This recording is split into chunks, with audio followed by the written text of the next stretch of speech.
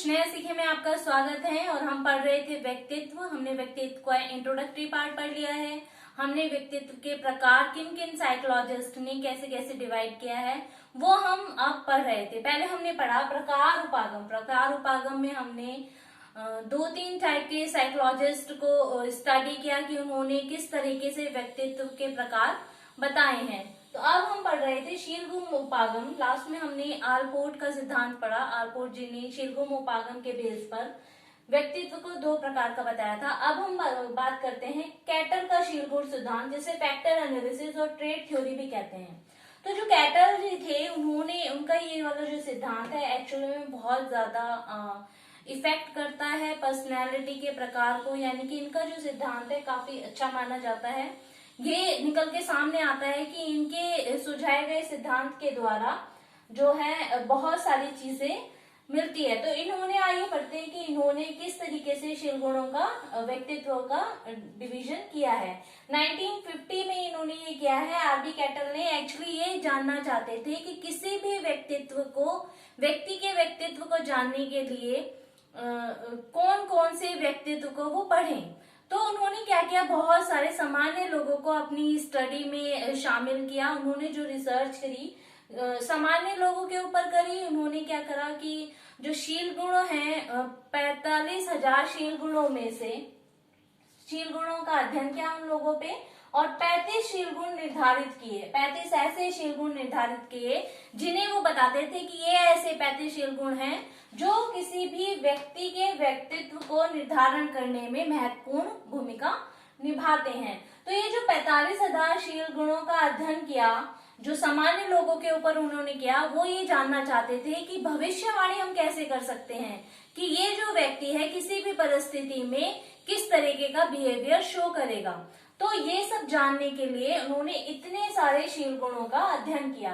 अब इतने सारे शील गुणों का अध्ययन बहुत सारे लोगों पे करना, किस तरीके से उन्होंने ये अध्ययन किया, उन्होंने क्या किया, कारक विश्लेषणों का प्रयोग किया। ऐसे मतलब दो तीन टाइप के उन्होंने विश्लेषण किए। जैसे कि पहले है उन्होंने जीवन अभिलेख। जीवन अभिलेख होता है लाइफ रिकॉर्ड्स, यानी कि किसी भी व्यक्ति के जो पीछे के सारे रिकॉर्ड है, किसी परिस्थिति में उसने कैसे किया है, उसकी बायोग्राफी पढ़नी। इस तरीके से उन्होंने क्या किया, लाइफ रिकॉर्ड्स बनाए, उन्होंने पढ़े, आंकड़ों को पढ़ा। फिर उन्होंने क्या किया, आत्म रेटिंग पढ़ी। आत्म रेटिंग यानी कि सेल्फ रेटिंग। सेल्फ रेटिंग होता है किसी भी व्यक्ति को बैठाकर उसके बारे में बहुत सारे क्वेश्चन पुटअप करना और उस व्यक्ति से उसके आंसर लेना।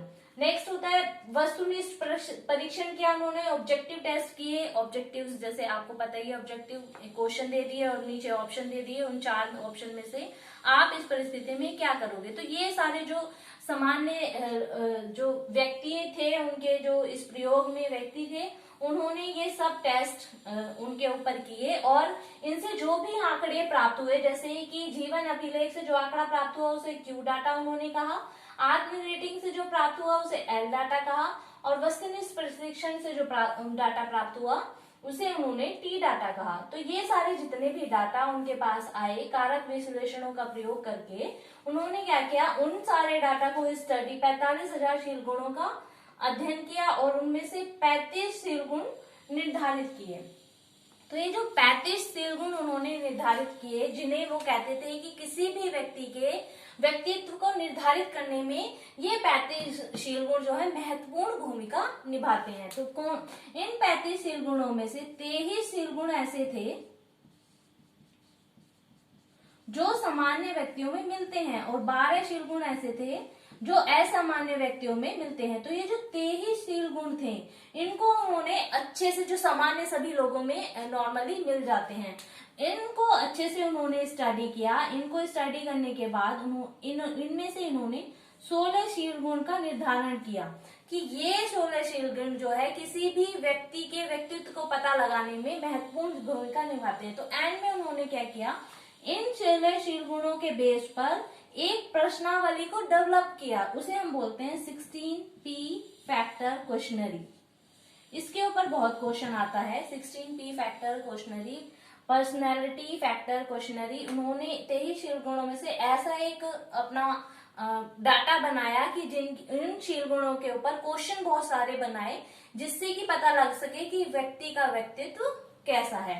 तो ये जो 16 शील गुण उन्होंने निर्धारित किए थे, उनके बेसिस पर भी उन्होंने 4 शील गुण को अलग अलग डिवाइड किया। 4 शील गुणों को एक एक सेट में रखा।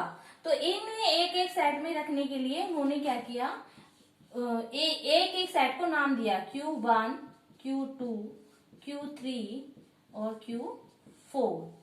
तो क्वेश्चन यहाँ से कैसे बनता है आपके लिए, क्वेश्चन यहाँ से ऐसे बनता है कि उन्होंने कितने शील गुणों का अध्ययन किया और बाद में कितने शील गुण निर्धारित किया। अगर निर्धारण की बात आती है कि उन्होंने कितने शील गुण निर्धारित किए पर्सनैलिटी को बनाने के लिए, तो उन्होंने 35 शील गुणों का निर्धारण किया। और बाद में उन्होंने अपनी जो क्वेश्चनरी बनाई वो कितने शील गुणों पे बनाई, वो 16 शील गुणों पे बनाई, और इसीलिए उसे हम 16 PFQ भी बोलते हैं। तो चलिए आगे समझते हैं। ये थी इनकी बात। इस तरीके से ये सारे शील गुण स्टडी करने के बाद उन्होंने क्या करे, शील गुणों को 2 प्रकार बताए उन्होंने।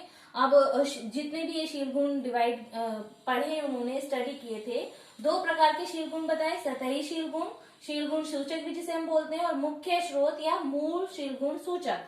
तो सतही शील गुण कौन से होते हैं? ऐसे शील गुण जो व्यक्ति की दिन प्रतिदिन की क्रियाओं में आसानी से व्यक्त होते हैं, व्यक्ति की ऊपरी सतह पर स्थित होते हैं, यानी कि सतही शील गुण। सतही शील गुण नाम से ही आपको पता चलता है कि सतह पर होते हैं। सतह का मतलब व्यक्ति के व्यक्तित्व में डे टू डे की लाइफ में बिल्कुल झलकते हैं वो। जैसे कि अगर हम बात करते हैं कि भाई कोई व्यक्ति जो है सामाजिक है, तो जो सामाजिकता है वो उसके डे टू डे की लाइफ में दिखाई देगी। कोई भी व्यक्ति दूसरे भी व्यक्ति के सामाजिक रूप में किस तरीके से हेल्प करता है, डे टू डे की लाइफ की बात हो रही है ये। तो ऐसे शील गुण जो उसके व्यक्तित्व में दिन प्रतिदिन के क्रियाकलापों में शो होते हैं, उन्हें हम कहते हैं सतही शील गुण। ये शील गुण जो हैं ज्यादा होते हैं, नंबर में ज्यादा होते हैं, ये मतलब कंपैरिजन टू मुख्य शील गुणों के इनकी संख्या ज्यादा होती है। जैसे कि सामाजिकता, निस्वार्थता, हास्य, क्रोध आदि। जैसे कोई व्यक्ति कितना सामाजिक है, कितना उसमें निस्वार्थ की भावना है, कितना हंसी मजाक वाला है, क्रोध वाला है, एकांत प्रिय है। तो ये सब क्या है, उसकी डे टू डे लाइफ में पता चलते हैं कि जो व्यक्ति है वो ज्यादा किसी से बात नहीं करता है, भाई असामाजिक व्यक्ति है, किसी को ज्यादा भाव नहीं देता है, क्रोधी स्वभाव का है, चिड़चिड़ा है व्यक्ति। इसे हम क्या है, हम किसी भी व्यक्ति को दिन प्रतिदिन की क्रियाओं से पता लगा सकते हैं। तो ऐसे जो शील गुण है उन्होंने इसका नाम दिया सतही शील गुण। मुख्य शील गुणों की संख्या सतही शील गुणों की संख्या से कम होती है, और इनकी जो अभिव्यक्ति होती है वो आंतरिक होती है, यानी कि मनोवैज्ञानिक टाइप की होती है। इनकी अभिव्यक्ति आंतरिक होती है। सतही शील गुण के आपस में मिलने पर मूल शील गुण उत्पन्न होते हैं। जैसे कि निस्वार्थ प्लस सामाजिकता प्लस हास्य मिलकर मित्रता बन जाती है। जैसे कि कोई भी एक व्यक्ति किसी दूसरी व्यक्ति के साथ सामाजिक भी है, हाँ निस्वार्थ भी है, प्लस उसके साथ हंसी मजाक भी करता है, तो वो क्या है, वो 2 व्यक्ति आपस में मित्रता का भाव रखते हैं। तो अगर ऐसा ही एक व्यक्ति मुख्य शील गुण, एक व्यक्ति किसी और के साथ कैसा बिहेव करता है, एक व्यक्ति किसी और के साथ कैसा बिहेव करता है, तो ऐसे नहीं है कि जो मित्रता है उसके वो ये शील गुण वो सभी के लिए रखता है, नहीं। उसकी डे टू डे लाइफ में हम ये नहीं बता सकते। जैसे कि आप किसी को देखकर ये नहीं बता सकते कि ये व्यक्ति जो है मैत्रीपूर्ण है या नहीं है ना। तो उससे क्या करेंगे, हम उसे गहराई से हमें उसे जानना होगा, वो कितना सोशल है, कितना हमसे बात करता है, हमें जानना चाहता है या नहीं करता है, हमारी हेल्प करता है या नहीं करता है। तो ये सारे जो सतही शील गुण है, इन सबको मिलाकर जो एक गुण बन जाता है उसे हम बोलते हैं मुख्य शील गुण।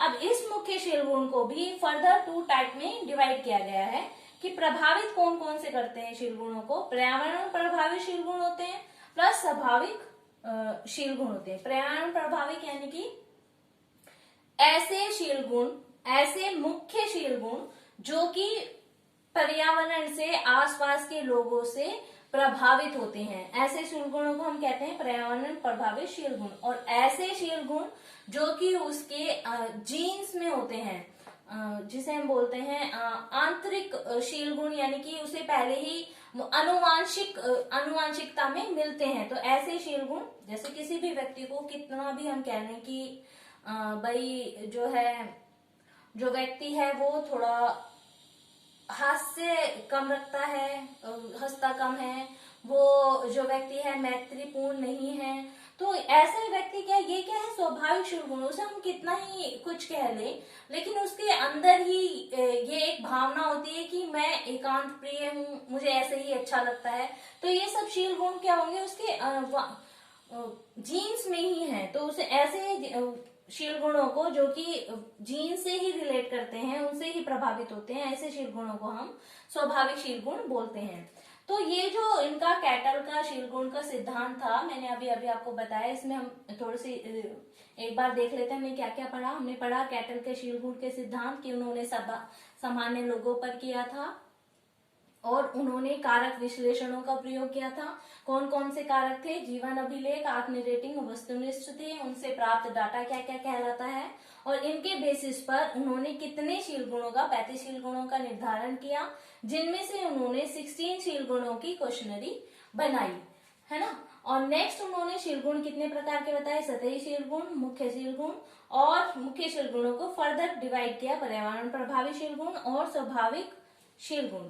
अब उनका मूल्यांकन, ये जितना भी उन्होंने सारा अपनी थ्योरी दी थी, इसका मूल्यांकन किस तरीके से किया जा सकता है, इसके मूल्यांकन में ये चीज देखने के लिए सामने आई कि जो इनके जो आंकड़े थे वो अनुभविक आंकड़े थे, यानी कि उन्होंने कारक विश्लेषणों का क्योंकि प्रयोग किया था, भाई अलग अलग टाइप के उन्होंने रेटिंग्स की, टेस्ट किए, जिसकी वजह से जो इनका डाटा निकल के सामने आया। और डाटा से जो रिजल्ट भी, भाई जब हमारा डाटा सही होगा तभी तो हमारा रिजल्ट भी सही होगा। पता चला हमने डाटा ही कलेक्ट गलत किया है, गलत तरीकों से किया है, तो वो जो हमारा डाटा होगा या एक ही इंसान पे हमने बार बार प्रयोग करिए, तो हो सकता है जो इंसान है वो बार बार झूठ बोल दे, है ना। एक बार झूठ बोल सकता है, दोबारा कुछ पूछा जाए उसी पर्टिकुलर आदमी से तो वो क्या करेगा, वो भूल जाता है जो झूठ उसने बोला है। तो वो जो मतलब ये जो व्यवहार है व्यक्तियों का, इसकी वजह से जो डाटा है वो भी गलत आ सकता है। लेकिन उन्होंने अलग अलग प्रकार के कारक विश्लेषणों का प्रयोग किया है,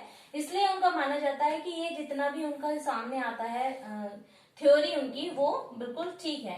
नेक्स्ट उन्होंने कारक विश्लेषणों का प्रयोग किया। अभी जो मैं अभी बात कर रही थी आपको कि कारक विश्लेषणों का प्रयोग किया है, इसलिए इनके डाटा जो है सही आता है, और इसीलिए उनका जो रिजल्ट आता है निकलकर लोगों पर, वो भी बिल्कुल ठीक माना जाता है। नेक्स्ट है शोध गुण। शोध गुण एक्चुअली में साइकोलॉजी में शोध गुण, भाई जो साइकोलॉजी है या पढ़ाई जाती है वो हमें जीवन से जोड़ती है, और जो जीवन है, जीवन से हम ये पता लगाना चाहते हैं कि आगे होने वाली घटनाओं में हमारा जीवन, या किसी व्यक्ति का जीवन, या किसी व्यक्ति का बिहेवियर क्या शो करेगा, क्या प्रमाणित करता है हमारी इस थ्योरी से। तो इस थ्योरी से हमें ये पता चलता है, एक्चुअल में उन्होंने किया भी ये जो सारा अपना प्रयोग किया था, वो किया भी इसीलिए था ताकि वो अपनी भविष्यवाणी बता सके। किसी भी व्यक्ति के व्यक्तित्व को पता करने के लिए वो भविष्यवाणी की जा सके। तो इस सारे उनके जो थ्योरी थी उसमें शोध गुण भी आते हैं, इसलिए जो इनकी थ्योरी है उसे बहुत अच्छा और बहुत सही माना जाता है। तो ये था कैटल का शील गुण का सिद्धांत। और अब हम नेक्स्ट आगे पढ़ेंगे आइजेंक का शील गुण का सिद्धांत, और कुछ सिद्धांत और हम इसमें अभी इंक्लूड करेंगे। छोटे छोटे सिद्धांत हैं लेकिन वो पढ़ने बहुत जरूरी है, क्योंकि उनसे भी क्वेश्चन पूछ लिया जाता है। तो अगर आपको हमारी वीडियो अच्छी लगी हो तो वीडियो को लाइक कीजिए, हमारे चैनल को सब्सक्राइब कीजिए अगर आपने अभी तक हमारा चैनल सब्सक्राइब नहीं किया है, और बेल आइकन को प्रेस कीजिए ताकि आगे आने वाली सारी वीडियोस की अपडेट आपको मिलती रहे। Thank you.